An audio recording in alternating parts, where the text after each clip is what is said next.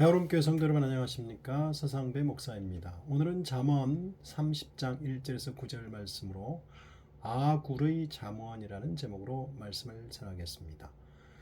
본 잠언의 저자는 아굴이라는 사람으로 본문 외에는 구약 성경에 등장하지 않고 있어서 구체적으로 누구인지는 알 수가 없습니다. 추측컨대 솔로몬 시대에 늘 지혜를 배우며 닦던 지혜로운 자 중에 한 사람이라고도 할 수 있겠습니다. 저자인 아굴은 자신의 사랑하는 아들이거나 제자인 이디엘과 우갈에게 말하고 있습니다. 본 잠언은 다음과 같이 세 부분으로 나눌 수 있습니다. 첫 번째 서론으로 자전적인 고백입니다. 1절에서 9절. 두 번째 7개의 숫자 잠언입니다. 10절에서 33절. 세 번째 결론으로 반역을 멀리하라는 이디엘을 향한 경고입니다. 32절에서 33절. 먼저 서론으로 자전적인 고백의 내용입니다. 아굴은 자신의 무능을 고백하고 하나님께 간절히 호소하는 기도로 이루어져 있습니다. 1절은 표제어로 저자인 아굴이 이디엘과 우갈에게 이 잠언을 말하고 있음을 알려주고 있습니다. 2절은 아굴은 자신이 인간이 되기에는 부족하며 짐승과 같은 존재라고 고백합니다. 이어서 그는 자신이 인간이 되기에는 지혜가 부족하다고 말합니다. 하나님과 비교했을 때 인간의 자기 인식은 너무나 초라하고 짐승과 같은 존재라고 고백할 수밖에 없습니다. 짐승은 하나님을 인식하거나 훈련된 지혜로 행동하는 존재가 아닙니다. 따라서 본문에서의 짐승은 자기 중심의 본능으로 행동하는 어리석고 미련한 존재를 의미합니다. 하나님의 주권과 지혜 앞에 놓인 인간의 자기 고백은 철저하게 이렇게 절망적일 수밖에 없습니다. 하나님 앞에 선 인간의 나약함에 대한 고백입니다. 인간은 하나님을 인정하고 그 앞에 겸손할 때 하나님으로부터 지혜를 얻을 수 있습니다. 잠언에서 지혜는 인간 스스로 깨닫는 것이 아니라 하나님을 겸손하게 경외함으로써 얻는 것입니다.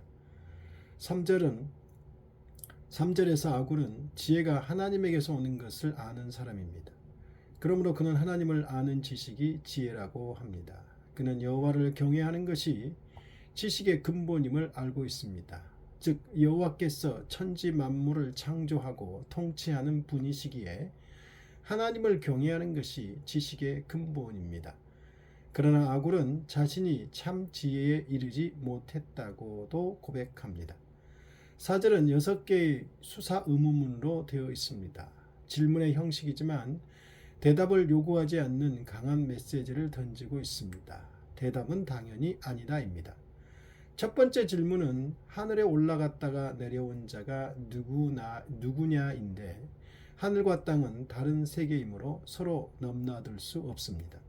하늘과 땅의 간격을 확인시켜주는 질문입니다. 두 번째 질문은 바람을 그 장중에 손바닥 안에 모은 자가 누구냐인데 바람은 느낄 수는 있어도 손으로 잡을 수는 없습니다. 세 번째 질문은 물을 옷에 감싼 자가 누구냐인데 당연히 하나님만이 비를 구름에 싸실 수 있습니다. 네 번째 질문은 땅의 모든 끝을 정한 자가 누구냐인데 하나님은 이 땅의 경계를 정하실 뿐만 아니라 이 땅에서 일어나는 모든 것을 주관하시는 분입니다. 다섯째와 여섯 번째 질문은 그의 이름이 무엇인지 그의 아들의 이름이 무엇인지를 너는 아느냐인데 앞의 질문들이 여호와의 주권과 능력에 대한 질문이었다면 이 두 개의 질문은 여호와의 정체성에 대한 질문입니다. 이 질문들은 지혜가 아버지와 아들을 통해 전달됨을 알려주며 하나님과 인간 사이에 건널 수 없는 간격을 확인시키며 인간의 한계를 명확히 해줍니다. 강한 역설적 질문을 통하여 본문은 하나님과 인간 사이의 한계를 지적해주며 궁극적으로 지혜는 하나님에게서 오는 것이기 때문에 그의 말씀에 순종해야 함을 보여줍니다. 5절은 앞절의 질문들로 하나님과 인간 사이의 간격을 말한 후 아굴은 지혜의 근원 되시는 하나님의 말씀의 본질과 유용함을 피력합니다. 하나님의 말씀은 찌꺼기나 불순물이 전혀 없이 순전하기에 온전히 신뢰하고 의지할 수 있다고 합니다. 그리고 하나님은 신뢰할 수 있는 분이므로 의지하는 자의 방패라고 합니다. 6절은 아굴은 하나님의 말씀의 순전성과 유용성을 철저하게 신뢰하므로 말씀의 권위를 더합니다.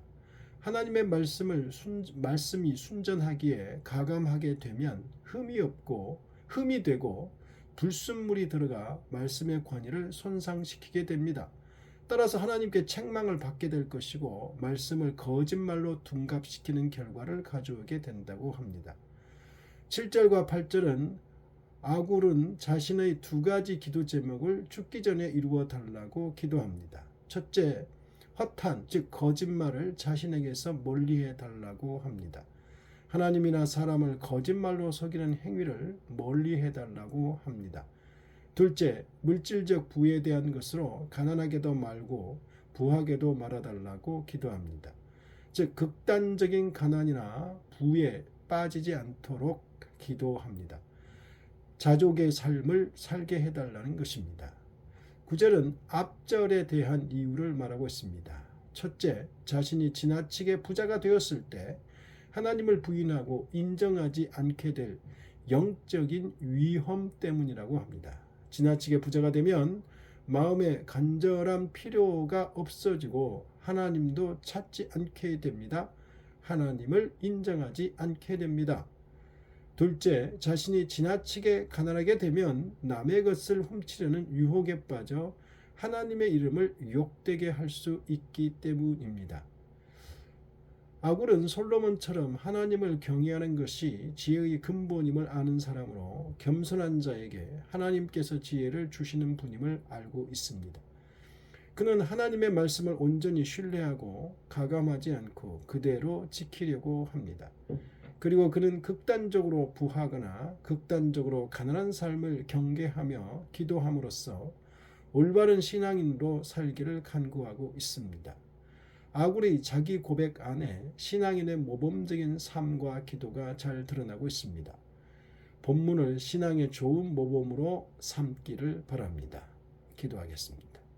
하나님 아버지, 하나님 앞에 늘 겸손하여 하나님의 지혜를 깨닫고 하나님을 경외하며 모든 지혜의 근본이 하나님이심을 알게 하여 주옵시고 하나님이 온 세상을 창조하시고 통치하시고 다스리시는 분임을 알게 하여 주시옵소서. 늘 겸손하게 주님을 경외하길 원하며 예수님 이름으로 기도드리옵나이다. 아멘.